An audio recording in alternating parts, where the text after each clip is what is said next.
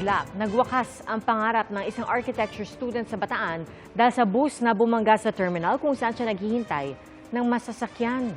Saksi, si Russell Simorio ng GMA Regional TV, 1 North Central Luzon. Naghihintay lang ng masasakyan ng 20 anyos na si Jen Orviel Titulo sa transport terminal na yan sa Balanga City, Bataan. Pero hindi na siya nakarating sa kanyang destinasyon. Nadaganan kasi siya ng mga debris na mula sa nagibang concrete wall na bunsod ng pagbangga ng isang pampasaherong bus. Nagkabasag-basag ang mga salamin ng concrete wall na nagsisilbi pa namang divider sa passenger waiting area at paradahan ng mga sasakyan.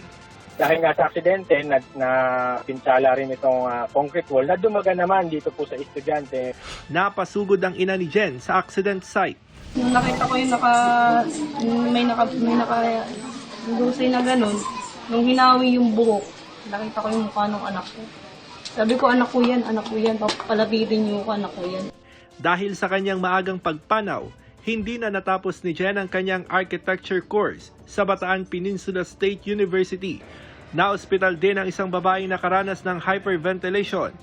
Lumalabas sa investigasyon ng pulisya na naapakan ng driver ng bus ang accelerator pedal, dahilan para dire-diretsyong umabante sa terminal. Nasa kustodiya na ng Balanga City Police ang bus driver. Paliwanag niya sa pulisya. Nung sinabihan siya ng dispatcher, na-turn niya na para magsakay ng mga pasahero. Kung nag-start si makina, umarangkada agad ito. Desidido ang pamilya ng biktima na magsampa ng reklamo laban sa driver ng bus. Wala pang pahayag ang pamunuan ng mall kung nasaan ang terminal.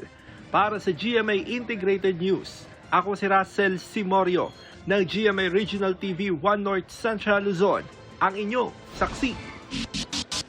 Mga kapuso, sama-sama tayong maging saksi. Mag-subscribe sa GMA Integrated News sa YouTube.